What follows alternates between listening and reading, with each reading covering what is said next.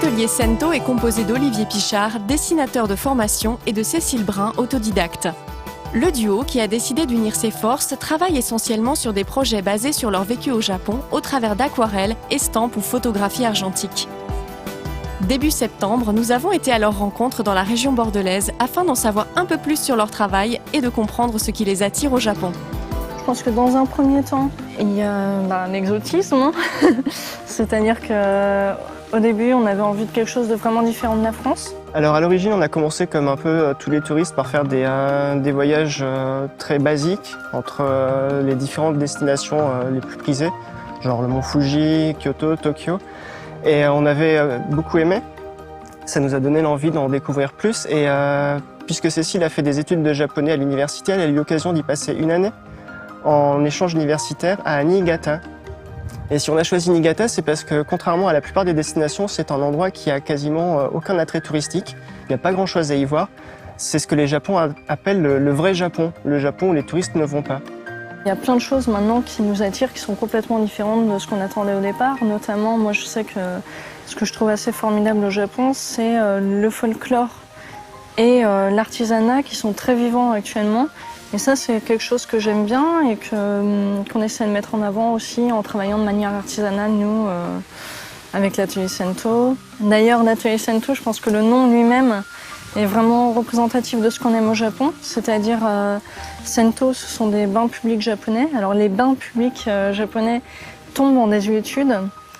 C'est des lieux qui étaient là avant pour les gens qui n'avaient pas de salle de bain, mais c'était surtout un lieu de rencontre sociale très important pour communiquer, quoi.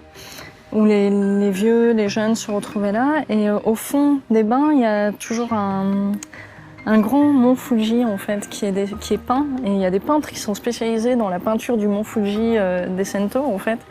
Et ça, c'est quelque chose qu'on aime bien, c'est-à-dire que l'art est mêlé au populaire. Et voilà, c'est sur ce genre de choses qu'on travaille. Courant octobre est sortie la première BD de l'atelier Sento, Onibi Carnet du Japon invisible.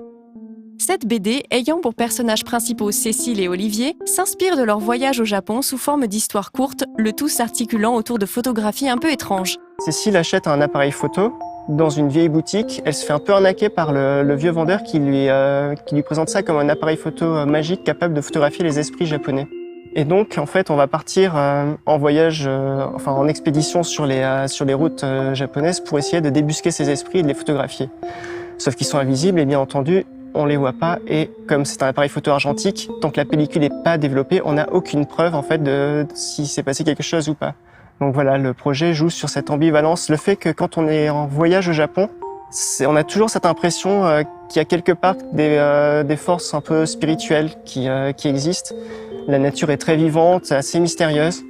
Et c'était pour en fait parler de manière un peu ludique de cette expérience qu'on a au Japon quand on se promène dans les forêts, dans les montagnes, qu'on découvre des petits temples abandonnés. L'histoire de Onibi mélange donc la fiction et le réel, et il est difficile pour le lecteur de faire la différence entre les deux. Tout est vrai, mais légèrement vu sous un angle différent. C'est-à-dire que les lieux sont vrais, ce sont des lieux où on est allé. Ils sont dessinés tels quels, on n'a rien à rajouter, rien à enlever. Les personnages sont quasiment tous des personnages qu'on a rencontrés. La plupart du temps, ils sont dessinés tels qu'ils sont. Des fois, on n'avait pas les photos, donc on les a un peu réimaginés. Mais ce sont des vraies rencontres, sauf que tout est un petit peu vu dans notre angle. Les rencontres, les conversations sont presque fidèles et en même temps sous l'angle du fantastique et du contexte aussi. En fait, on peut imaginer autre chose. Donc l'idée, ça a été de vraiment réfléchir à tout ce qu'on avait vécu, de sélectionner les moments exacts et de les transformer, de les arranger, de les mettre à d'autres moments pour faire une histoire qui, elle, est complètement fantastique. Donc à l'origine, on voulait être dessinateur de bande dessinée. C'était un but qu'on s'était fixé. Et en rentrant du Japon, on avait préparé un certain nombre de projets directement inspirés de nos voyages qu'on a présentés à plein d'éditeurs. Et en fait, aucun d'entre eux n'a fonctionné.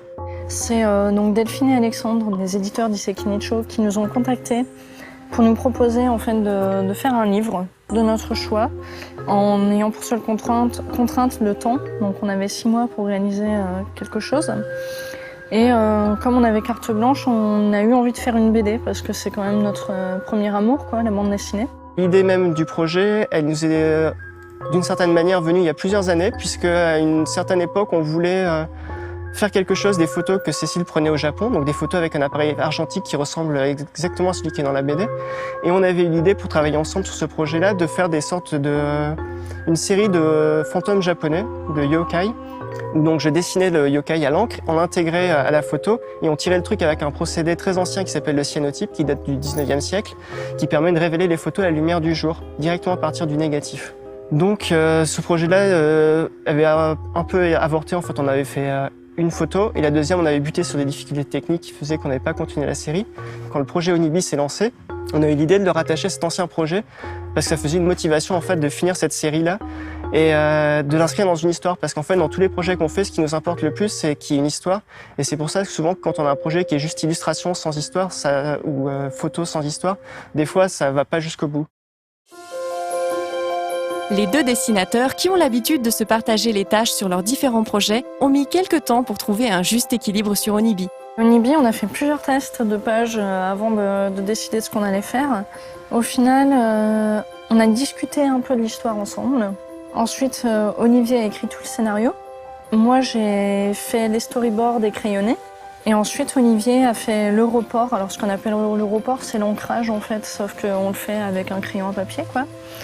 Et la mise en couleur, c'est lui qui l'a faite.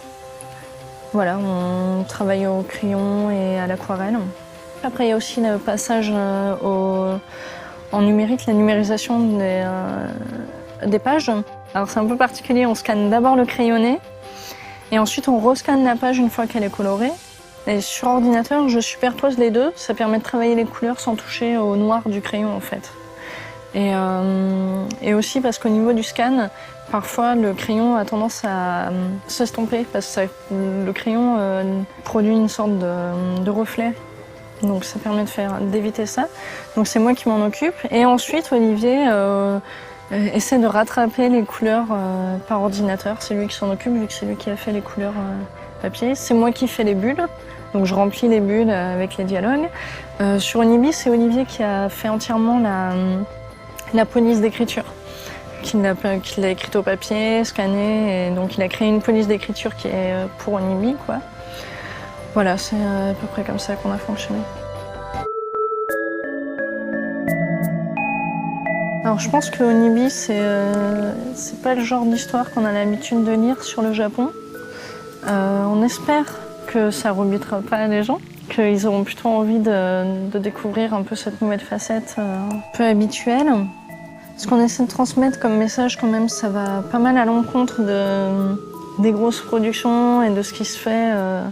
Par exemple, voilà, des trucs comme Pokémon ou comme ça. Nous, on veut parler de yokai, mais on essaie de montrer que ce qui fait leur charme, c'est un peu leur côté terrifiant, inquiétant. On montre aussi qu'il y a pas mal de Japonais d'un certain âge qui sont envieux de transmettre un folklore qui est pas aussi rassurant que ce qui se fait actuellement et qui ont du mal à trouver des auditeurs en fait pour ça. Donc en tant que voyageurs ou visiteurs étrangers, si on est un peu à l'écoute de ces gens-là, ils nous transmettent quand même pas mal de petits secrets, de choses assez étranges qui méritent qu'on y prête l'oreille, quoi.